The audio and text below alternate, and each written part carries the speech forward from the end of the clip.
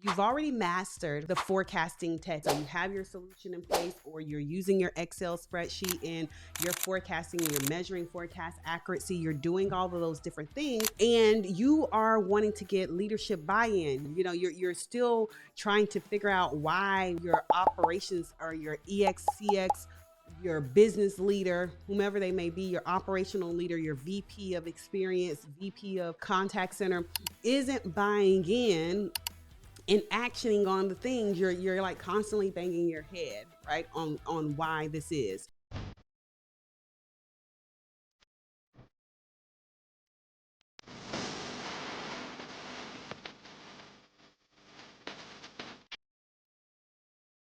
Hey guys, and welcome to another episode of Tipsy Thursdays. I am your show host, the Contact Center Whisperer, the CEO and founder of Solid Rock Consulting. Today, we are talking about strategies for presenting your forecast, some of the most common mistakes that I see workforce leaders make and operational leaders make when trying to decipher forecasts. How do you storytelling technique? So that's what we're going to be talking about in this episode. If you have not already, make sure that you go back and catch episode 7 and 8, where we talked about strategies, forecasting strategies, from some of our most amazing guests, our repeat guests in interviews. We talked about that in those episodes.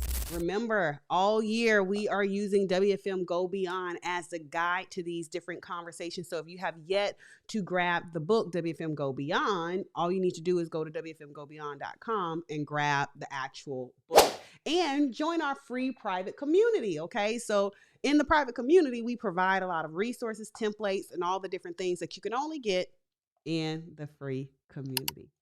All right.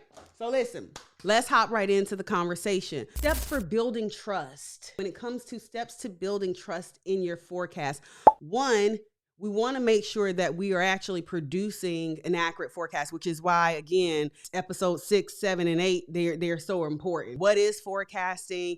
And then we hopped into techniques and strategies, common myths, all the different things. So first, we want to have technique to actually how we're doing that. But if you are doing that and you see you're still having a challenge, let's talk about why leadership trust, or some of the techniques to building leadership trust. But first, let's talk about why leadership trust is so important in the first place. The reason this is so important that you have leadership buy-in to your forecast is going to impact what they act on. And if they don't act on it, then you're not going to get the result of your forecast. It's almost like, watching the Weather Channel and Tom Terry. I talk about this in story time in the book, right? I talk about how if you grew up in Florida and you know who Tom Terry is, right? If he said it was going to rain, baby, you brought your umbrella. Okay, you brought your umbrella, and if you didn't, it was a sign that you was not from Florida, right? Or you didn't know who Tom Terry was, or you just was, thugging it. You was living on the edge. Okay, I'm not judging either way, but my point is, okay, if people don't trust your forecast, they're not going to act on it. And so we see this many times, even just in real life with the weather forecast.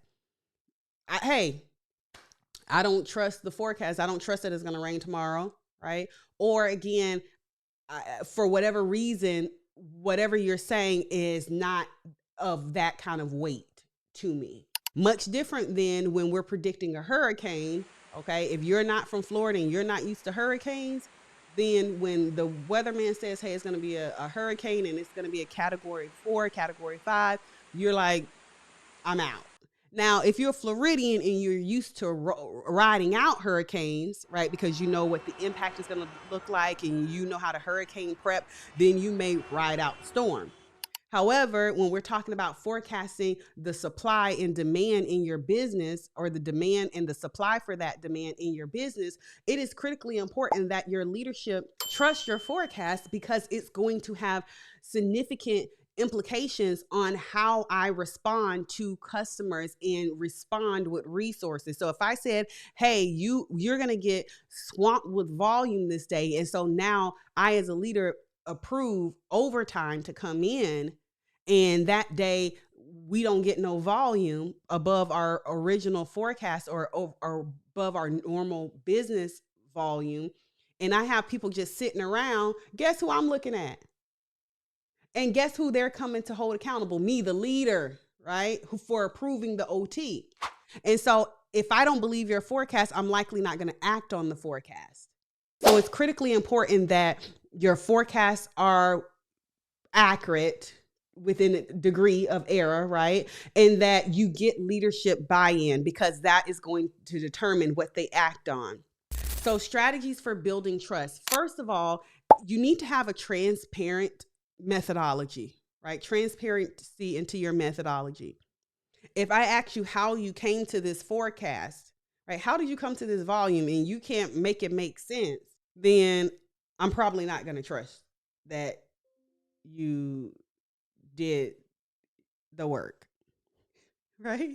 So make it make sense. Show your work, right? Make sure that you have transparency into your methodology. Doesn't necessarily mean that you always have to show and present your work, because that's one of the common epic fails, right? I see people who are amazing when it comes to forecasting, and they try to throw this crazy spreadsheet in front of executive leadership, and they like, I don't know what I'm looking at. Just what's the so what? We talked about that in one of our prior episodes. What's the so what? How many people do I need? Or how much volume am I expecting? What do I need to action on?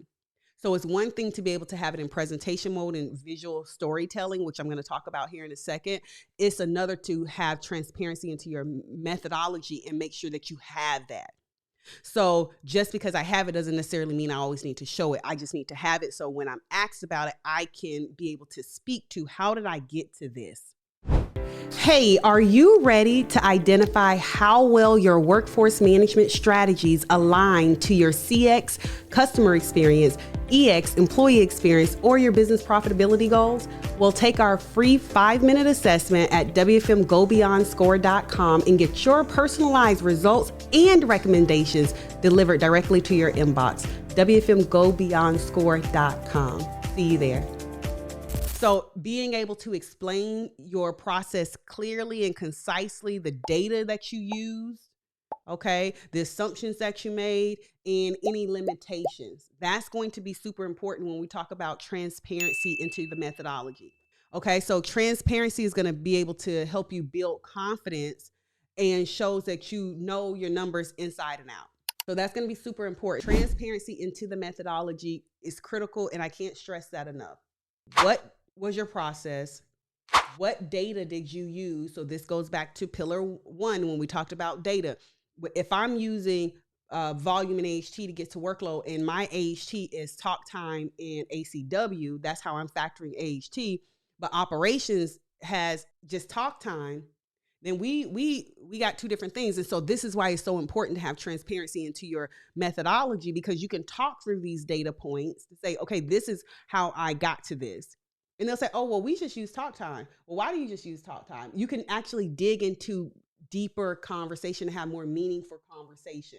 It's not good enough. Listen, lean into me close. It is not good enough to just be able to do the thing anymore, because AI can just do the thing. What leaders and executive leaders need, right, is they need partners. They need business advisors. They need leaders who can create process, share the data behind the process, and then say, okay, this is the implications of this thing. So that's the first thing. So second thing, strategy for building trust, is tie the forecast to business goals. Okay. So if you're creating a forecast, you need to make sure that they tie to key metrics that leadership cares about. So if we're saying, okay, I'm forecasting that our volume is going to be X, Y, and Z, and we need, X amount of people, and you've put an extra shrinkage in there, right, for trainings that are going to occur. The reason you put that extra shrinkage in there is because you have an executive goal around employee experience or driving a particular employee experience. So that's why I included this extra shrink above just breaks and lunches. So tie your forecast, when you're forecasting, and the things that go into your forecast to make up your forecast, to business goals. I cannot stress that enough. Why do I care as the executive leader? Outside of you're just good at what you do, how does that tie to the business? That's what I want to understand. So this builds trust that you understand the business. Not that you're just good at your job, not that you just can do the tactical thing, Because if I'm constantly asking you, if your leader is constantly coming to you and asking you, hey, we really have an initiative to drive first call resolution, or we have an initiative to drive employee experience, or we have an initiative to do this, and all you're talking to me about is the numbers, how does that tie to, how does help me understand as the leader how it ties to my business goal? And you'll get buy-in every single time because you're helping me do my job, right? You're helping me do my job. Visual storytelling. You heard me talk about this a little bit earlier when I started to talk about transparency into the methodology. So it's one thing to be able to show your work, right? But I still need to have it presented neatly. I need to be able to visually storytell. The best example I can give with this is, when we were in grade school and your math teacher would say, show your work. Now, you may have on a scratch sheet of paper how you put the actual stuff, the problem together and solve the problem. But on your actual sheet of paper, you just wrote the answer. Okay. So we have two things. We have how we came to the answer, which is usually submitted with your test. And you have the test with the actual answers on it written neatly so that the teacher can grade the work. Okay. The scratch sheet of paper where you're showing your work is the transparency into your methodology. It helps me understand that you understand what we're talking about. Okay. That you have a process for solving the problem.